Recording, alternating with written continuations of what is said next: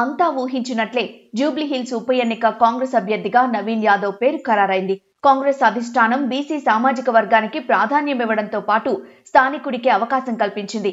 అధికార పార్టీ కావడంతో పలువురు సీనియర్లు హేమాహేమీలు పోటీ పడినప్పటికీ యువనేత అభ్యర్థిత్వానికి గ్రీన్ సిగ్నల్ ఇచ్చింది.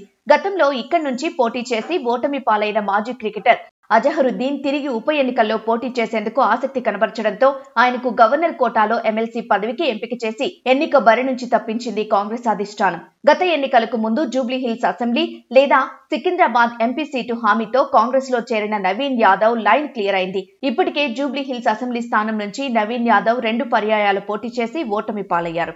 తెలంగాణ ఆవిర్భావం అనంతరం 2014లో జరిగిన అసెంబ్లీ ఎన్నికల్లో మజ్లిస్ పక్షాన పోటీ చేసి 41,656 ఓట్లు సాధించి 2వ స్థానంలో నిలిచారు. ఆ తర్వాత 2018లో జరిగిన ఎన్నికల్లో మజ్లిస్ ఎన్నికల బరికి దూరం పాటించడంతో ఆ పార్టీకి రాజీనామా చేసి స్వతంత్ర అభ్యర్థిగా పోటీ చేశారు. ఆ ఎన్నికల్లో ఆయనకు 18,817 ఓట్లు వచ్చాయి. అసెంబ్లీ ఎన్నికల ముందు కాంగ్రెస్ లో చేరిన పార్టీ టికెట్ దక్కలేదు. సిట్టింగ్ ఎమ్మెల్యే మృతితో ఉప ఎన్నిక అనివార్యం కావడంతో ఇప్పుడు అవకాశం దక్కినట్లయింది. జూబ్లీహిల్స్ ఉప ఎన్నికకు మజ్లిస్ దూరం పాటిస్తున్న కారణంగా కాంగ్రెస్ కు మద్దతిచ్చే అవకాశం ఉన్నట్లు తెలుస్తోంది.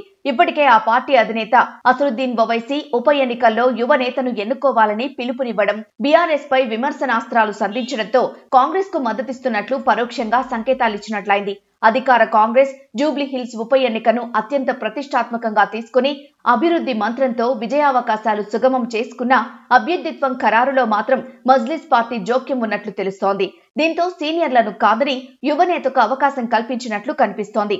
కాగా నవీన్ యాదవ్ లోకల్ గా బాగా స్ట్రాంగ్ ఫాలోయింగ్ కలిగున్న నేత కావడంతో ఇప్పుడు బీఆర్ఎస్ అభ్యర్థికి గట్టి పోటీ ఇచ్చినట్లయింది. ఇక బీజేపీ అభ్యర్థి ఖరారైతే గెలుపెవరిది అనే దాని మీద ఒక అంచనాకు రావచ్చు.